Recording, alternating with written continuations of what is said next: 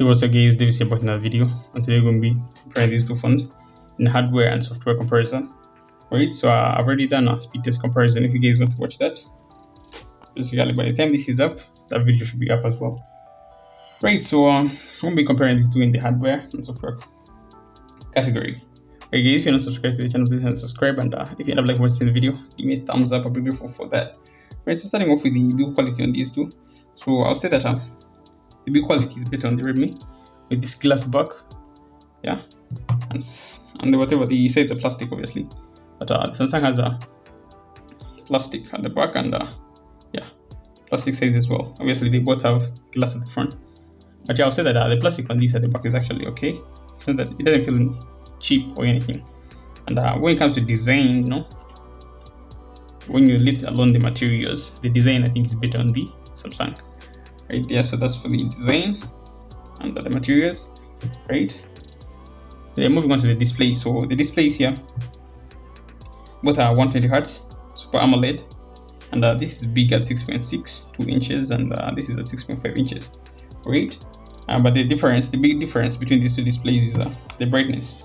When it comes to max brightness, you can be sure that the Redmi is going to be a lot brighter. I think it's very visible. Let me try and open an application that we both have that is similar. We'll create an actual difference for you guys to see. You can tell right here, the Redmi is way brighter, 1200 nits versus 800 peak brightness on both of these. Right, put that back to console. Right, so I think for the displays that's a major difference. Yeah, the brightness, because they're both Super AMOLED 1080p 120Hz, and yeah, but the Redmi is way brighter, and that's the advantage, and it's also bigger by the way. Yeah, that's for the displays. Right, so moving on to the battery. The battery on these two is the batteries are kind of different, because we have a 4500 versus 5020 mAh I think right here on the Redmi. And so when it comes to battery life, I think the Redmi is better, but not by much. The battery life on the a52s is also good. I haven't really had any issues with it in my time using it, and I've been using the Redmi as well sometime. So you'll be comfortable using any of these two when it comes to battery, but I think the Redmi might have a slight edge when it comes to that. So for the speakers, they both have stereo speakers, but I'm going to be doing a dedicated test of these speakers right here. They both have a stereo setup. Spoiler alert, I think I actually prefer speakers on these. So yeah, I'm going to be doing a dedicated sound test, sound comparison between these two for you guys to judge for yourselves what you prefer right there. So you guys should look out for that video and subscribe, and hopefully by the time this is up as well, I'll be uploading that. So the other thing I want to talk about is the haptics on these two. So when it comes to the haptics, I think yeah, the Redmi is ahead with its Z-axis. The haptics on the whatever the Samsung are not impressive at all. Like, it's neither X-axis nor Z-axis, so it's just this crappy yeah, vibration motors that you get in the cheapest phones. I think not really impressive from Samsung here. It's kind of yeah, disappointing to be honest when it comes to the vibration. Let's see, I want to adjust and find the vibration. So the vibrations, vibration intensity. So I don't know if you guys will be able to tell the difference. You can actually yeah hear that while I adjust the intensity. And if I try to do the same thing on the Samsung, you can hardly notice anything.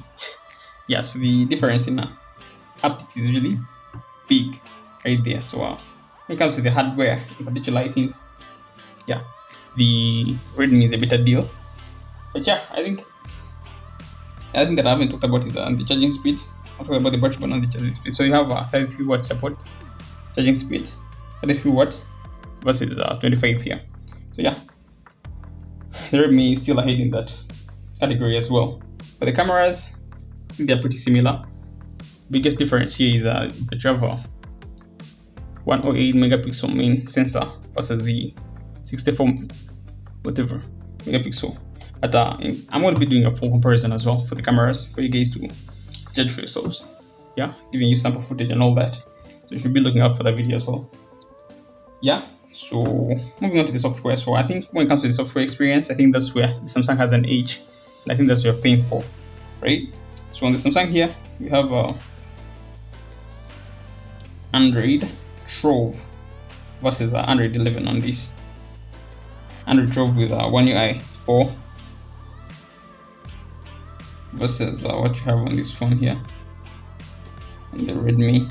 You still have MIUI 12.5, and it's taken forever for Xiaomi to release any new updates for this phone. It can be frustrating, and you know this phone has a lot of bugs. I can say that for sure. It has a lot of bugs. Let's see if I can get that Android.